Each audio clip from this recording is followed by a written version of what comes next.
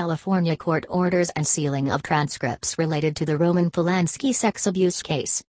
A California appellate court ordered the unsealing of transcripts related to the decades-old sexual assault case against director Roman Polanski after Los Angeles County District Attorney George Gascón sent a letter to the court rescinding his opposition to their release, the DA's office announced Wednesday. Polanski pleaded guilty in 1977 to one count of unlawful sexual intercourse with a 13-year-old girl. He fled the country to France before a sentencing hearing and remains a fugitive. CNN has reached out to his representative for comment.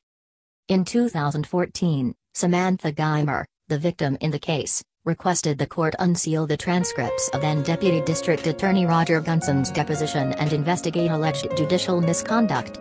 Geimer has been notified of the court's decision, the district attorney's office said. "My request has repeatedly been denied. I've been told that Mr. Polanski must surrender himself to the American authorities in order to have the misconduct in this case investigated. Further, the testimony must remain sealed unless there is an investigation.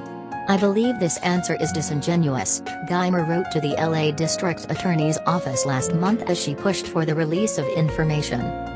This case has been described by the courts as one of the longest-running sagas in California criminal justice history, Gascón said in a statement on Tuesday. For years, this office has fought the release of information that the victim and public have a right to know.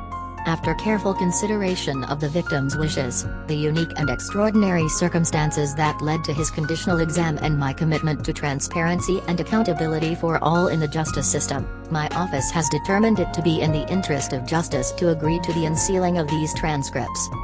In a 2010 interview with CNN, Geimer said she did not want to deal with the media circus surrounding the director if he were to ever return to the U.S. and she thought the judge in Polanski's case had been dishonest with him. "We are pleased the appellate court agreed with both the victim and our office about the need for transparency," Gascón said in response to the decision.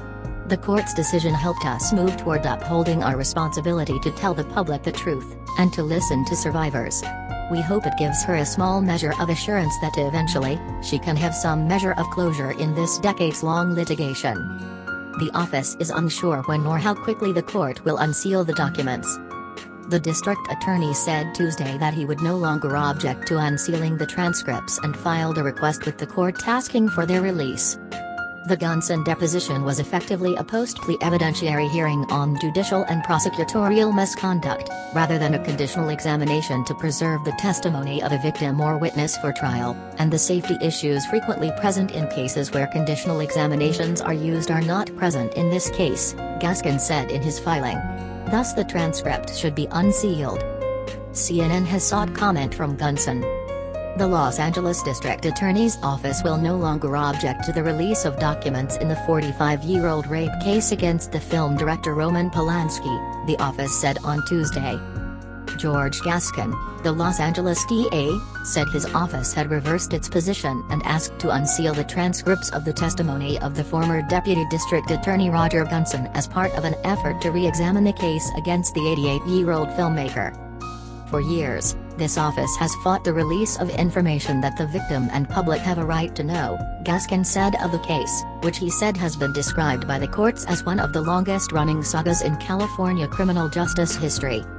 After careful consideration of the victim's wishes, the unique and extraordinary circumstances that led to Gunson's testimony, and my commitment to transparency and accountability for all in the justice system, my office has determined it to be in the interest of justice to agree to the unsealing of these transcripts. The director, Gascón said, remained a fugitive from justice and should surrender himself to the Los Angeles County Superior Court to be sentenced.